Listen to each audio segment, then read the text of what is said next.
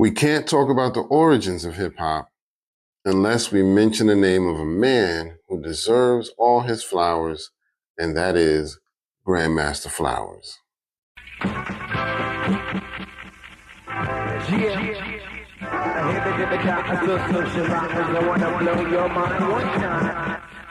Now, hip hop's birthday, which is mostly agreed on, is August 11th, 1973. But let's go back a little bit further. February 13th, 1954 marked the birth of Jonathan Cameron Flowers, also known by those closest to him as just Johnny.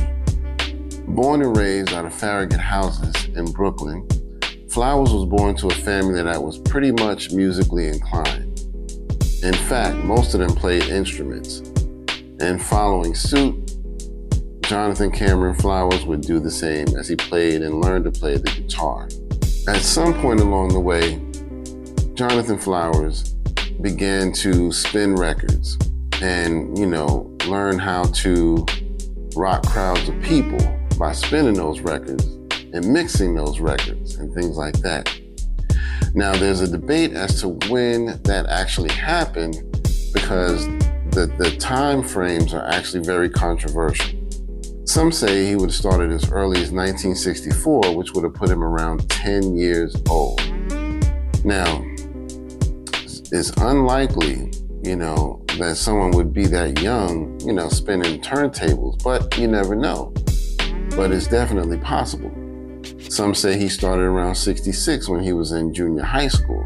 And then some say he started around 68 when he would have been around 14. So as you can tell, all those ages would have been really, really young for anybody to be that gifted. But man, this dude was gifted. So I can believe it can be any of those three dates. Many people lean towards that later date of 68 because around that same time was when you started noticing the name Flowers spray painted and written in marker around the walls in Brooklyn, all over the place. It was like this man was trying to leave his mark everywhere he went. That's right, Grandmaster Flowers was a graffiti artist. Flowers and his crew were well-known graffiti artists around Brooklyn, but it was what he could do with two turntables and a mixer that was said to inspire a movement. In fact, Flowers was also known to use 3 turntables at a time. Now, because he was so musically inclined, I'm sure Flowers took real pride in everything he did musically. In my opinion, Flowers grew up in the perfect time for him to become an innovator in music at that time. Because during that time, disco was still in its infancy. And Flowers kind of fell right into the groove of those records, pun totally intended. He started rocking parties outdoors, and that was all around Brooklyn. And then eventually, he started rocking crowds in local clubs as well. So the title Grandmaster, which was well deserved by him, has 2 different origin stories. One by his one-time girlfriend, Wendy Lovejoy, and one by his childhood friend, James Gilmore. One night we were playing at a club called the New World, and one of the promoters there had drawn up a flyer, and he put music by Flowers, the Wizard of Oz. And I took the flyer home, I reworked it, I brought it back, and I named him Grandmaster Flowers because of the type of music that he played. Now, Wendy Lovejoy says that he got the name for himself. Like, he came up with the title and everything because he wanted to be a Grand Master of ceremonies. Now, we may never know the true origin of the title Grand Master, but one thing's for sure, it was well deserved based on his reputation. At one time, Grandmaster Flowers became so popular, there were flyers circulating around town for him to appear at certain venues, and it became to the point where there were multiple flyers circulating around town for the same night. And the problem is, he couldn't be everywhere at once. Now, legend has it that on June 22nd, 1968, Grandmaster Flowers opened up for the one and only Godfather of Soul, James Brown. Now, this was a concert at New York's very own Yankee Stadium, and legend has it that there was someone needed to rock the crowd between each act. You know, you can't go to a concert without having multiple acts. And so this was a situation where there were certain union rules where you couldn't have someone on stage part of the show unless they were part of the actual union. Union rules are very strict. But during that time, it was common practice for most black radio stations to broadcast live from concert events. And so a station known as WWRL put Grandmaster Flowers behind the turntables to rock the crowd between those acts. And that is how he opened up for the godfather of soul, James Brown.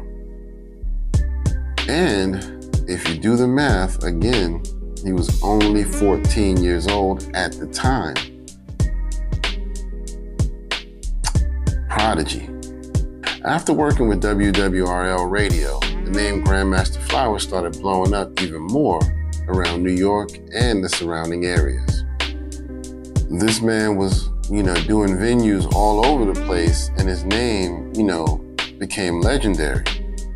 And so the people who were old enough to know of him, they were very well connected and they respected him highly. Now, the kids who may have grown up around that time may not have realized the importance of Grandmaster Flowers, but that man was kicking open doors to the hip hop culture with the turntables and the mixing and 2 and 3 turntables at one time. I mean, this man was known to be the best mixer of his time. Because there were other ones out there doing some mixing, but this man, he really was making people pay attention to how he was handling those records. But at some point, Grandmaster Flowers fell on hard times.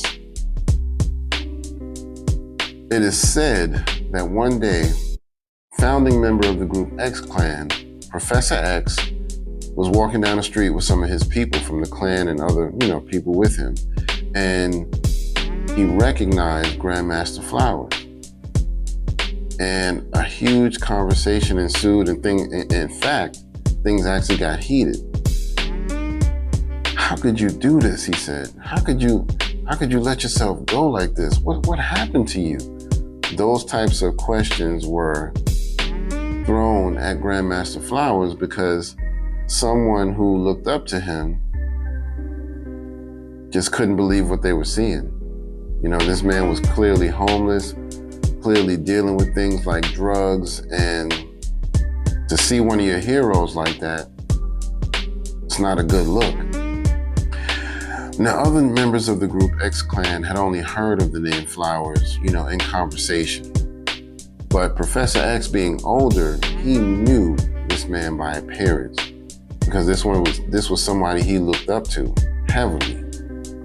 And after this encounter, Professor X gave Grandmaster Flowers his number and said, look, when you clean yourself up and, get right, call me and I'll put you to work, get you some kind of work, something. And, they all went about their way.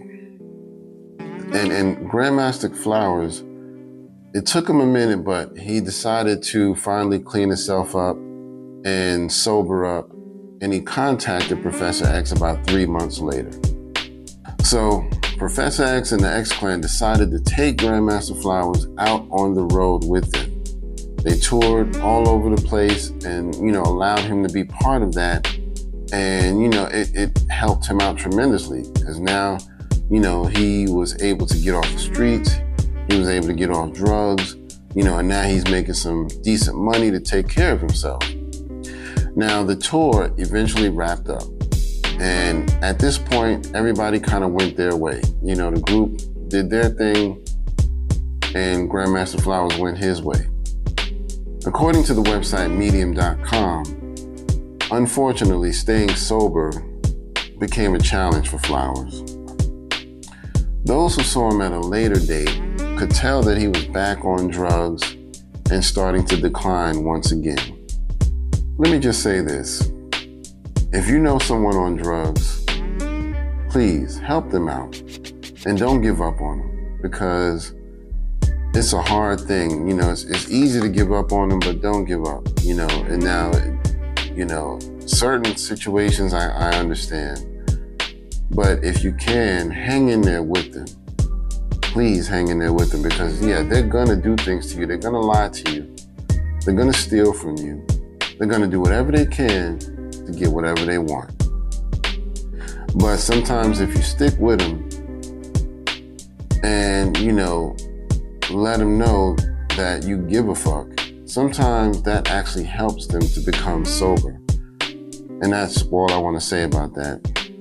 It takes a lot of work, but they can be helped. On June 26, 1992, Jonathan Cameron Flowers died of an apparent heart attack, and the world lost one of its pioneers of the hip-hop culture. Although he came up in the disco era and he helped move that forward, he was kicking in the doors for the hip-hop culture. And the world definitely suffered a heavy loss when we lost that man, because imagine what could have happened. What if? Those what if scenarios, where would he be had he stuck around a little bit longer and allowed the world to really, really know what he did and who he was? He was a man who kicked in the door for hip-hop culture, and a man many of us still don't even know. There's a lot more to the story of Grandmaster Flowers, so please go back and study the history of those who helped to get you where you are today. If you're a hip-hop head or part of the culture, or in any situation, whether it's the music, the culture, or whether it's dealing with your family, go back and study what came before you, because you never know what had to take place to get you where you are today.